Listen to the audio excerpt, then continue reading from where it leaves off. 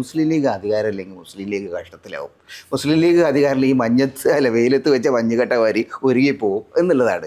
എന്തുകൊണ്ടാണ് 10 വർഷമായിട്ട് താങ്കളുടെ പാർട്ടിക്ക് അങ്ങനെ ഒരു ക്ഷീണവുമില്ല? എന്താണ് നിങ്ങളുടെ കോൺഫിഡൻസിൻ്റെ പിന്നിലുള്ള യഥാർത്ഥ ശക്തി? അതെനിക്ക് ചോദിക്കാനുള്ളത്. കഴിഞ്ഞ 10 വർഷമായി ഞങ്ങൾ വെയിലത്ത് നിൽക്കുന്ന മഞ്ഞുതുള്ളിയാണെങ്കിൽ എവിടെയോ പോയിട്ടുണ്ടാവും. അല്ല, സഖാക്കന്മാർ പറഞ്ഞു കിടക്കുന്നത് ഞാൻ പറഞ്ഞതേ ഉള്ളൂ. പക്ഷേ ലീഗ് ഏറ്റവും ശക്തമാകുന്നത് അധികാരം ഇല്ലാത്തപ്പോഴാണ്.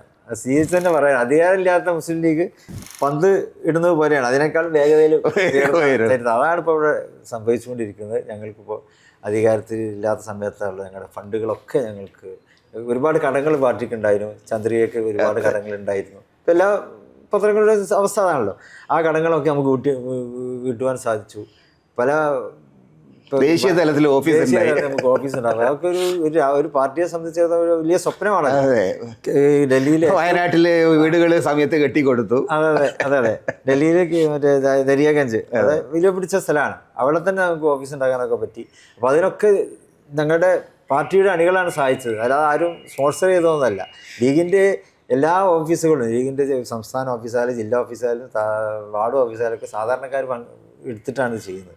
അപ്പോൾ ആ നിലക്ക് സാധാരണക്കാരുടെ പങ്കാളിത്തം അത് ഞങ്ങൾ പ്രത്യേകം ആപ്പ് തന്നെ അതൊക്കെ ഇപ്പോൾ മറ്റു പലരും അതിനെ അനുകരിക്കുന്നുണ്ട്. അത് നല്ല കാര്യം തന്നെയാണ്. നമ്മളൊരു ക്രൗഡ് ഫണ്ടിങ് എന്നുള്ളത് മുസ്ലിം ലീഗാണ് കൊണ്ടുവന്നത്. അത് നല്ല വിജയമൊക്കെ നമുക്ക് പറ്റി. ഇപ്പം വയനാട്ടിൽ 52 വീടുകൾക്ക് താമസം കൂട്ടി.